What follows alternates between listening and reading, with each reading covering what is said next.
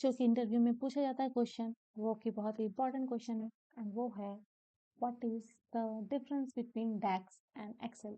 ठीक है, क्योंकि डेक्स में भी हम लोग क्या करते हैं, कुछ क्वेरी वगैरह लिखते हैं, एंड एक्सेल में भी हम वैसा कुछ फॉर्मूलाज लिख सकते हैं। तो डेक्स क्वेरी और एक्सेल में क्या अंतर है और इसका पर्पस क्या है। ठीक है, तो सबसे पहले क्या, एक्सेल एक्सेल का primary use spreadsheet calculation and data visualisation के लिए होता है।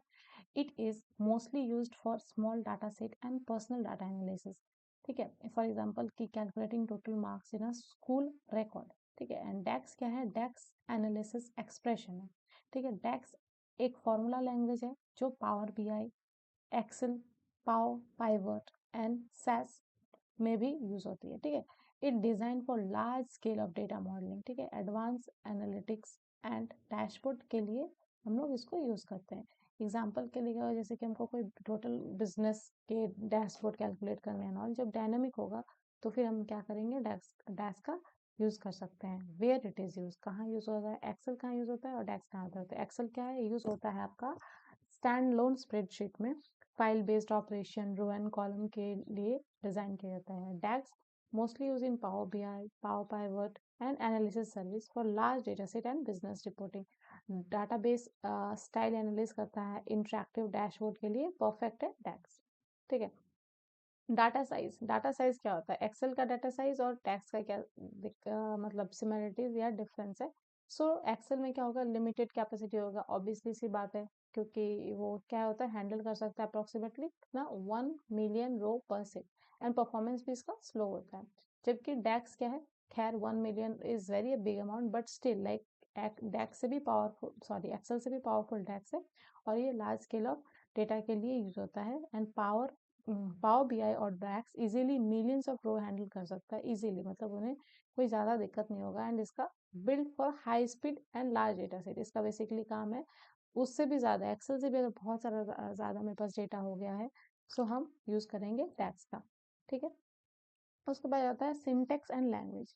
एक्सेल फॉर्मूला क्या आता है, सेल बेस्ड होता है। ठीक है, easy to understand for beginner. For example जैसे कि यहाँ पे सम है, सम ए और A1 और A10 है, मतलब मेरे पास दो कॉलम है A1 और A10 में कुछ डेटा होगा, मान लो हो सकता है क्लास स्टूडेंट का डेटा, जिसमें हमारा क्या है कि ए में आपका मान लो सब्जेक्ट मैथ्स है और 10 में मान लो आपका इंग्लिश है, तो हमको दोनों का सम निकालना है। तो हम क्या करेंगे, सम कॉलम 1 और कॉलम 2, उसी तरह से कॉलम 10 और कॉलम 1 जिसका भी सम करना हम करेंगे। और डेक्स फॉर्मूला क्या होता है, इसमें सेल बेस्ड, याद रखना है कि एक्सेल में सेल बेस्ड होता है, और डेक्स में क्या होता है, कॉलम बेस्ड और टेबल बेस्ड। ठीक है, ये हम कॉलम बेस्ड या टेबल बेस्ड फार्मूला यूज कर सकते हैं। एडवांस सिंटेक्स, फिल्टर, कॉन्टेक्स्ट और रो कॉन्टेक्स्ट के लिए यूज होता है।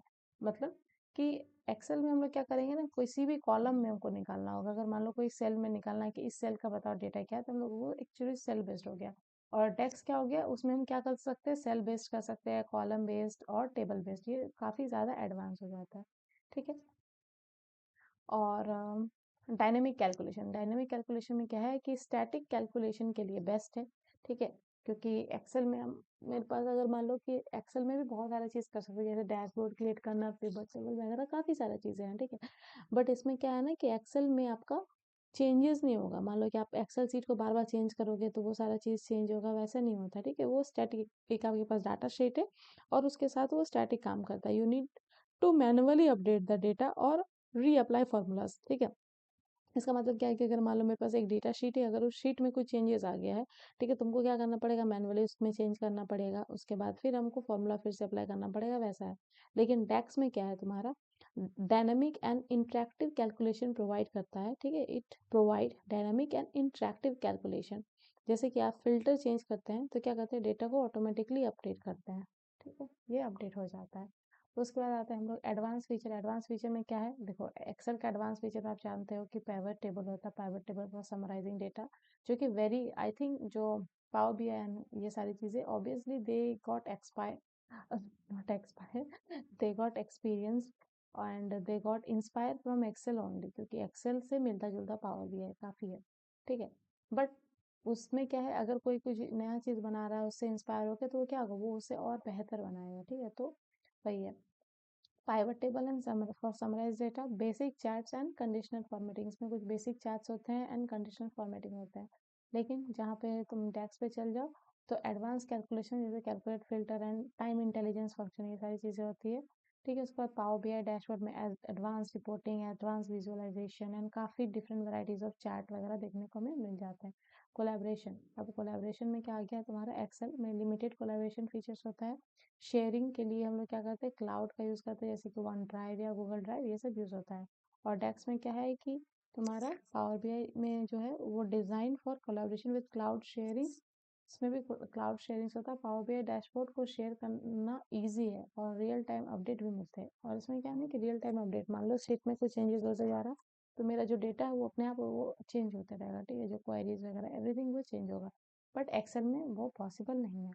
इसका लास्ट हम कंपैरिजन देख सकते हैं, यहाँ पे लिखा हुआ है कि समरी टेबल में क्या है, एक्सेल और डेक्स में क्या अंतर है। इसका पर्पस क्या है, तुम्हारा बेसिक कैलकुलेशन के लिए, और इसमें हम लोग एडवांस कैलकुलेशन और लार्ज डेटा सेट के लिए यूज करते हैं। प्लेटफॉर्म एक्सेल स्प्रेडशीट, इसमें पावर, इसका डेक्स का क्वेरी का हम सिर्फ और सिर्फ पावर बीआई में ही नहीं बल्कि पावर पाइवट पाइवट में, सैस में, हर जगह यूज कर सकते हैं, ठीक है। मतलब तुम डेक्स सीख लो तो तुम power pivot, SAS, power BI, ये सारा चीज में यूज कर सकते हो। बट एक्सेल के लिए मुझे, अगर एक्सेल में सीखते फॉर्मूलाज वगैरह तो वो बस एक्सेल स्प्रेडशीट में काम आएगा।